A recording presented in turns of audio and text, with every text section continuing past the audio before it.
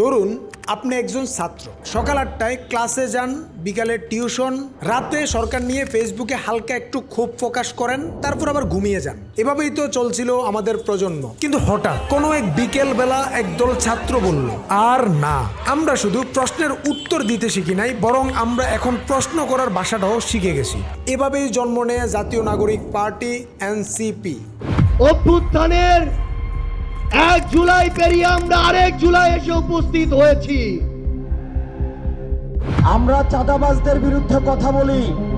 একটি ছাত্র নেতৃত্বাধীন রাজনৈতিক দল, যারা শুধু একাডেমিক জ্ঞান নয়, রাষ্ট্র গঠন নিয়ে প্রশ্ন তুলে। তারা বলে, আমরা সরকার চাই কিন্তু সংসদ চাই না, আমরা নির্বাচন চাই কিন্তু আবার সেই পুরনো রংচং মাখানো ভোট নয়, আমরা চাই গণপরিষদ নির্বাচন, যেখানে আমরা আমাদের নিজেদের প্রতিনিধি বাছাই করব, যারা লিখবে নতুন সংবিধান, নতুন রাষ্ট্রের নিয়ম। একটি স্বপ্ন যেখানে রাষ্ট্রপতির বয়স নয়, বরং রাষ্ট্রের ভবিষ্যৎ গুরুত্বপূর্ণ। কিন্তু প্রশ্ন উঠছে, তারা কি রোমান্টিক বিপ্লবী, নাকি সত্যিই তারা একটি প্রজাতন্ত্রের জন্মদাতা? চলুন ফিরে তাকাই পৃথিবীর দিকে। 2000 সালের দিকে ছাত্র আন্দোলন করে সার্বিয়াতে রাষ্ট্রপতিকে ক্ষমতা থেকে নামিয়ে দেওয়া হয়। তিউনিসিয়ার জ্যাসমিন রেভলিউশন ছাত্ররাই শুরু করে। পরবর্তীতে আসে একটি নতুন সংবিধান। হংকংয়ের আমব্রেলা মুভমেন্ট থেকে শুরু করে আমাদের ভাষা আন্দোলন পর্যন্ত এমন অসংখ্য আন্দোলন রয়েছে যেখানে ছাত্রছাত্রীদের একটা বড় অংশগ্রহণ রয়েছে। তারা শুধু রাস্তায় নামেনি, তারা ওই রাষ্ট্রের রূপরেখা পাল্টে দিয়েছে, যেমনটি আমরা দেখতে পাই 52 ভাষা আন্দোলনে।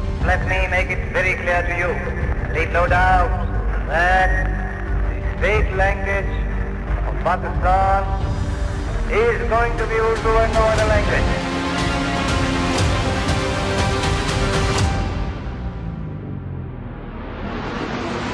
Wake up to reality. Bangla ভাষাকে আন্তর্জাতিক মাতৃভাষা হিসেবে স্বীকৃতি দিতে পেরেছিলাম। এবার প্রশ্ন হলো, বাংলাদেশের এনসিপি কি সেই তালিকায় একটি নতুন নাম? এনসিপি এর পার্থক্য ও ইউনিকনেস।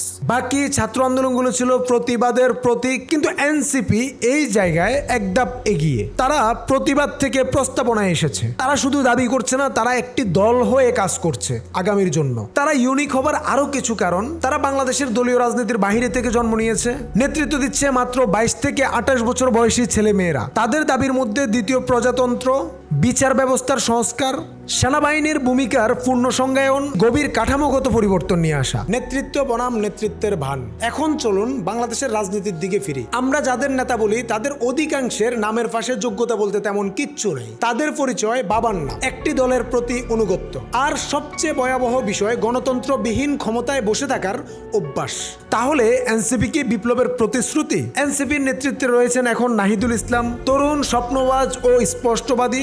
আর তার পাশে একদল ছাত্র জনতা রয়েছে যারা দল বানাতে এসেছে কিন্তু পাওয়ার ভোগ করতে নয়, বরং পাওয়ারের উৎস হতে। তাদের মূল দাবি গণপরিষদ নির্বাচন, সংবিধানের পূর্ণ লেখন, রাষ্ট্র ব্যবস্থার পূর্ণ সংস্কার। এখানে তাদের কেউ মন্ত্রীপুত্র নয়, তাদের কেউ সেনানায়ক না, তাদের কাছে আছে শুধু সদ্য অর্জিত জ্ঞান, যুক্তি, রাগ আর ভাঙা স্বপ্ন। এটা কি কোনো জাতির বড় স্বপ্ন নয়? রাজনীতির ভবিষ্যৎ এবং আমরা কোথায়? আমাদের মনে একটা প্রশ্ন আসতেই পারে, আমরা কি আবারও পুরনো ভুল করব, নাকি এবার বিশ্বাস করব সেই তরুণদের যারা আমাদের মতো ঘাম জড়ায়, রাত্রি জাগে, কিন্তু আমাদের চেয়ে সাহসী? তাদের দোষ দেওয়া খুব সহজ, কারণ তারা তরুণ, তারা নতুন, তারা অভিজ্ঞ না। কিন্তু যারা পুরাতন, অভিজ্ঞ, তারা আমাদের কি দিয়েছে? অভিজ্ঞদের রাজনীতি, যেখানে দেশ মানে দল আর দল মানে বংশ। হয়তো এই ছাত্ররা পারবে না, হয়তো তারা ব্যর্থ হবে, কিন্তু একদিন ইতিহাস বলবে এখানে একদল ছাত্র ছিল যারা কেবল ক্লাসেই পাস করেনি, চেয়েছিল রাষ্ট্র পাস করুক সময়ের পরীক্ষায়।